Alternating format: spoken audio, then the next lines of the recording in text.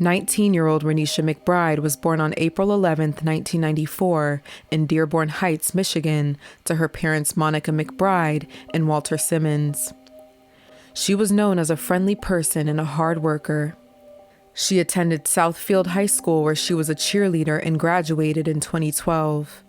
Soon after, she was working a job at a Ford Rouge plant in Dearborn on the inspection line. Her parents described her as a family-oriented young woman with dreams of being a nurse or doing something in the automotive field, who loved animals, playing soccer, and being with her sisters.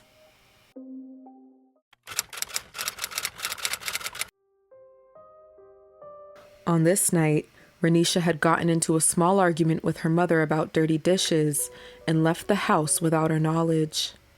She drove to her friend's house and spent the night with friends. They played drinking games where Renisha drank a few shots of liquor as a consequence for every time she lost in the game.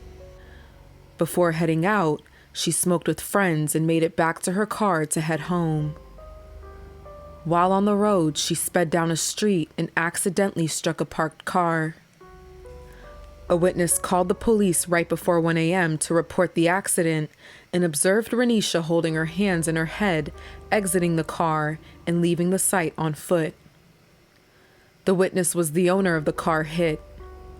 Initially, police considered this accident a low priority, so no officers were immediately dispatched to the scene. However, 40 minutes later, the witness called again to report that the driver returned to her vehicle.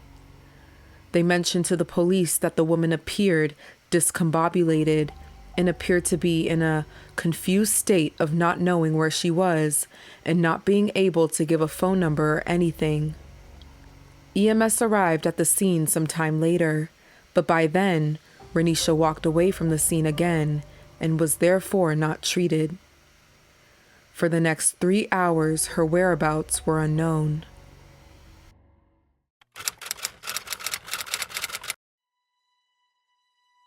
A man awoke to the sounds of banging on his door after falling asleep on his recliner near the front door. Frightened, he retrieved a shotgun from the closet. He believed someone was trying to break into his home because his neighborhood recently experienced an increase in crime and his car had recently been vandalized. He opened the front door a few inches but kept the screen door shut. He witnessed a person come towards his door, and immediately he raised his gun and shot at the person. He shot them in the face through the screen door, instantly killing them. He then called 911 at 4:42 a.m. and said he shot someone on his front porch with a shotgun banging on his door. Before the dispatcher could ask any follow-up questions, he hung up. When police arrived, the man claimed that he didn't know the gun was loaded and he shot it by accident. Police were horrified by what they found: Renisha McBride dead on the front porch. The man who had shot her was 55-year-old Theodore Paul Wafer, also known as Ted. Not much information is available on him, though it was confirmed that he had a minimal criminal history. He is unmarried and has no children. At some point in his life, he was diagnosed with post-traumatic stress disorder and worked at the Detroit Metro Airport as a maintenance man. Renisha's autopsy reported that she was shot in the face and there was no evidence of close-range discharge of a firearm, confirming that she was shot from a distance. Her death was ruled as a homicide, but they did not arrest Ted immediately. A toxicology report showed that Renisha had been smoking marijuana and drinking vodka prior to the crash. Her blood alcohol level was at 0.22, which was 3 times the legal limit for driving. Renisha's mother, Monica, woke up the next morning to 2 police officers at her door who shared with her the heartbreaking news that Renisha had been murdered in cold blood. The family held her funeral 6 days later on November 8, 2013. The killing also rallied the support of the community and prompted protests from civil rights leaders who believed racial profiling might have played a role in the killing and failure to arrest Ted, drawing parallels to the murder of Trayvon Martin just 1 year prior.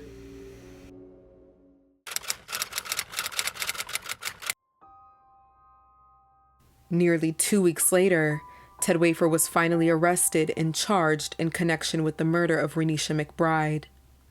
He was charged with second-degree murder, manslaughter, and possession of a firearm during commission of a felony.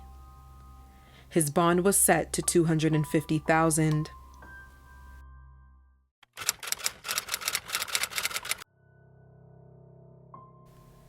At trial, he admitted to shooting her, but out of self-defense. Similar to Florida, the state of Michigan has the Stand Your Ground law, which allows the use of deadly force if a citizen fears an imminent physical threat.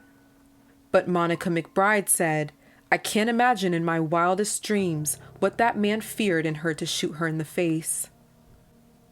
Additionally, the central point of the case was the Castle Doctrine, which is another Michigan law that allows the use of deadly force if a person honestly and reasonably believes they or another person are being threatened with death or severe injury. And the key evidence was Ted's screen door that was dislodged from the door frame. The prosecution asserted that it was his shotgun blast that knocked it out of the frame. However, Ted and his defense believed it was Renisha who broke the screen and caused the clasp to fly off. It was later concluded that it was actually from the gunshot blast, which did not help Ted's case. Prosecutors argued that Renisha was likely going door to door looking for help after her car broke down and cell phone died. When she went to Ted's residence, he was angry with the banging at his door and likely sought a confrontation. He went to the door to possibly scare away neighborhood kids with his gun, but instead shot through the locked screen door and actually killed Renisha, who was unarmed and inebriated. The jury deliberated for 8 hours over 2 days, and on August 7th, 2014, Ted was found guilty on all counts: second-degree murder, statutory involuntary manslaughter, and felony firearm. He was sentenced to a prison term of 15 to 30 years for the second-degree murder conviction and 7 to 15 years for the manslaughter conviction, along with 2 years for the felony firearm conviction. At the minimum, he would spend 24 years in prison.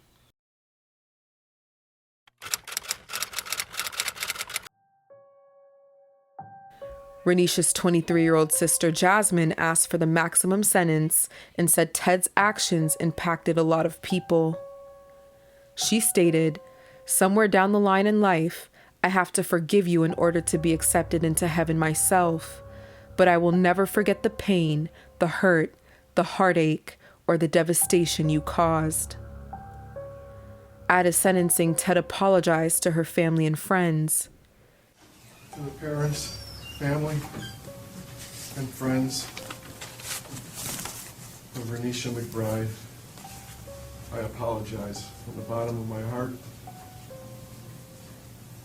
And I am truly sorry for your loss. I can only hope and pray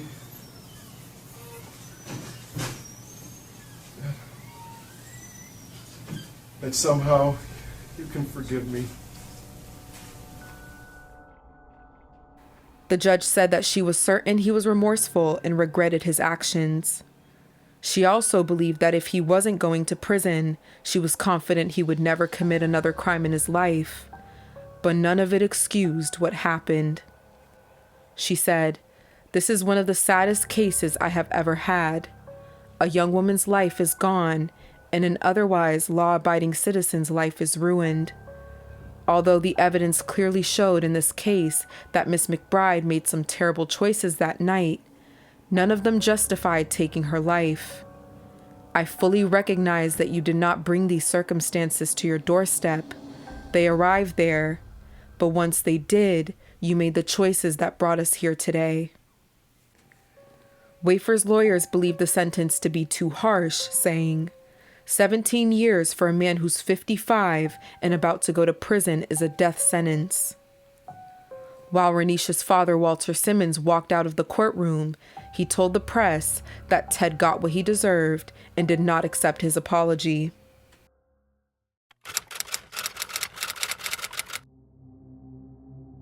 Almost a year later, the McBride family filed a wrongful death lawsuit seeking $10 million, and a civil settlement was reached.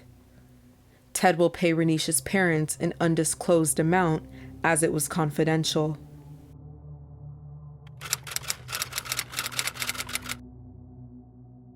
Michigan's Supreme Court ordered a resentencing, saying Ted's double jeopardy rights were violated by being convicted of 2 crimes, second-degree murder and involuntary manslaughter, based on 1 act. There were no cases in the state that have ever done so. Therefore, on June 22nd, he was resentenced to a minimum of 17 years.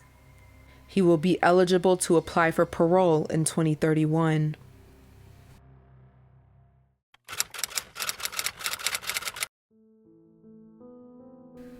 Though the McBride family received a settlement 10 years ago, they stated that they would give all the money in the world to have their daughter back, and there's nothing left other than to just continue the grieving process.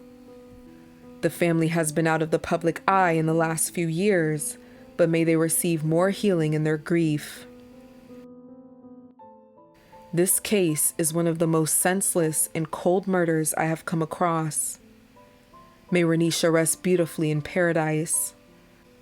Would you agree with the judge that this case is tragic for both parties? Please share your thoughts in the comments, and thank you all for watching.